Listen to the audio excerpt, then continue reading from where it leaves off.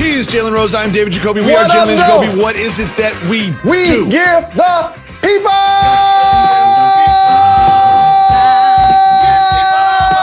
what they want.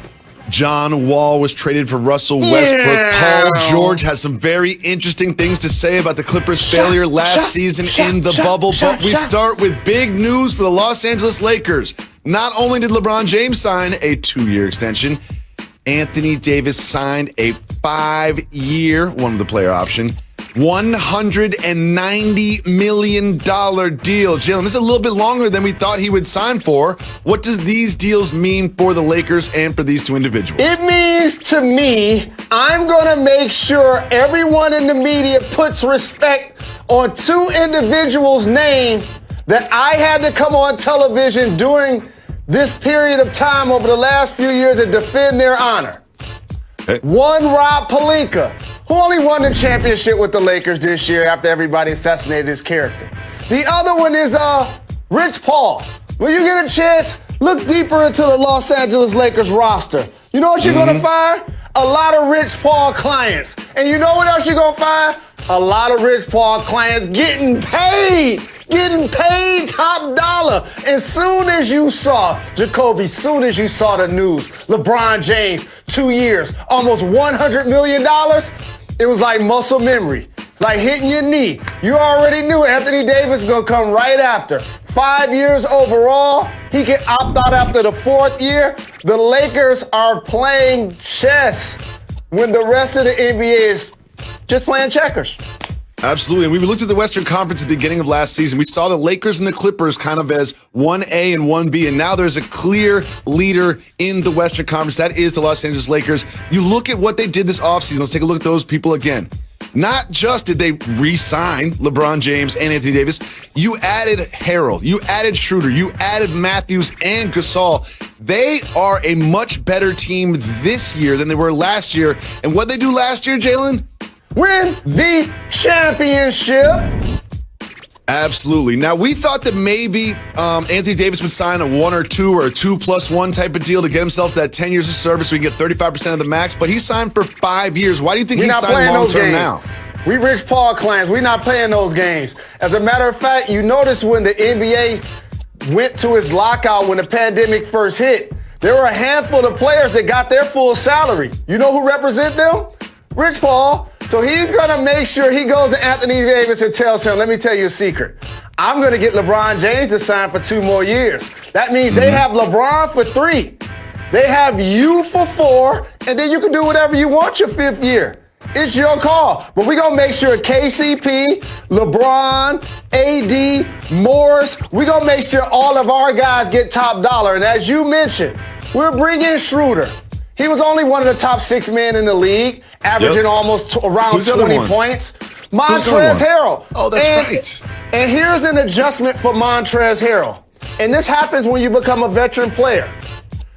It's been acknowledged that he can't be your best big guy and be a competitive championship contending team. Now, in the bubble, he dealt with some family loss.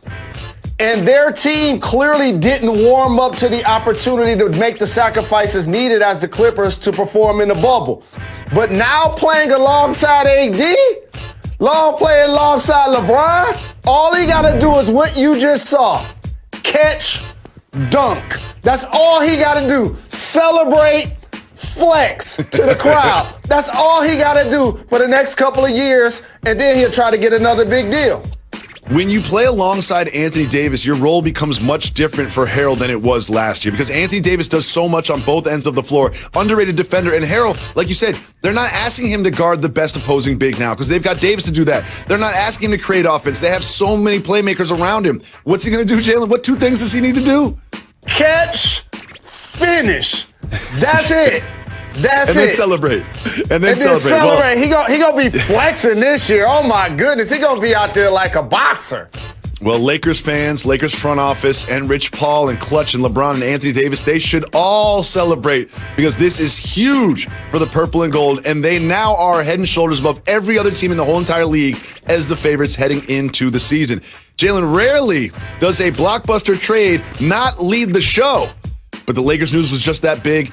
Jalen, the Houston Rockets don't just get John Wall. They get John Wall and a first-round pick, and Russell Westbrook goes to the Wizards. Jalen, when you look at it through the prism of James Harden, who I'm sure was consulted on this, why do you think they went for Wall? I think they went for Wall because him and Russ are similar in a lot of ways, but they're going to be vastly different in certain ways. In particular, on the floor, John Wall is going to be a guy that can be effective without the ball. I know that he's a 20-10 and 2 steal guy, but he's going to be able to still make plays as a secondary playmaker versus Russ and James both need an isolation scenario in order to perform at their maximum. But here's what I want to also acknowledge. I know there's a lot of podcasts in the game. I get it. We've been doing this 10 years. As a matter of fact, Jacoby, when we were doing it, there was no Spotify. There was no Apple. Okay, we were doing this thing on YouTube and on Periscope. And if you follow Jalen and Jacoby over the last 10 years, this trade don't surprise you. It's broken news to you. This is broken news to you. We talked about that time and time again. When John Wall was returning from injury, and then he was pictured in Brooklyn doing some unsavory things as it related to the organization, the ownership and management made up their mind that he had played his last basketball game there. Him and Bradley Beal, while both talented all-star level performers, still never meshed as a duo.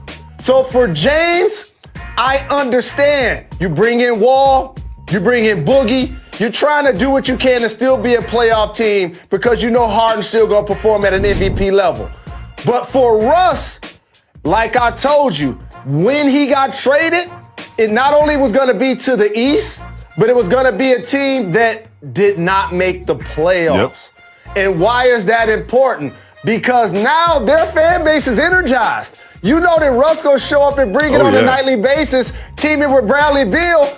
And are they the best backcourt in the NBA? Are they the best backcourt in the NBA? Interesting. Okay. All right. So that's what they're gonna have going on in Washington. And so they're now gonna be a team that we talk about. They're also gonna be a team that will make the playoffs this year. And so this is a win-win for both sides. Well, I also want to say this about Houston. When D'Antoni left and when Daryl Morey left, they left behind sort of a broken roster, but I really like what they have done in the wake of those two leaving, because it's not only did they bring in Boogie, not only did they bring in John Wall, a gentleman that you're familiar with that's not a household name, Christian Wood. Christian Wood is a legit contributor, and he's a big. So we don't have P.J. Tucker guarding centers anymore.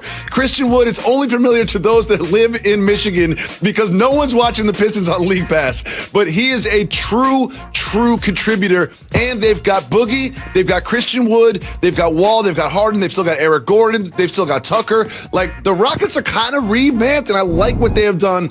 But of course, you can't talk about John Wall without saying if he stays healthy, because we have not seen John Wall play basketball in 2 years. So if he's the old John Wall, it's going to go well. I suffered through the years and shed so many tears. Oh, man, I hate to see Christian Wood go. And I'm glad you brought him up. That's smart basketball analysis. You paying attention to League Pass, dog, because Christian Woods can ball. He can play on the perimeter. He can drive it and make a play for himself. He can block shots. He can rebound. And I just want to go on wax and say this. And I love Daryl Morey just like all of the other media fanboys. The Houston GM has done a better job than Daryl Morey already. What do you think about that? Interesting. The current GM has done better than Daryl Morey already. And here's what I mean. His outstanding move clearly was bringing in James Harden. Like, that's outstanding. The other thing to help unlock James Harden was to bring in Mike D'Antoni and put the ball in his hands. Those were outstanding moves. The other moves, not so outstanding. You remember when Dwight Howard ran with them? Or Chris Paul? Or now Russell Westbrook? You remember them starting a micro ball, like you just mentioned, where P.J. Tucker was 6'5", starting at center? The same team that lived by the three in the biggest games, you know what they did? Died by the three. Died by the three. Everybody knew where they were going to be, right? You had a chance against San Antonio, came up short. chance against the Warriors, missed 27 straight. So now them becoming a team that's actually traditional. And by the way, my guy, JRLA supporter, let's put some respect on Boogie's name. The last couple of years with Golden State and with the Lakers, it didn't work out so well for my guy.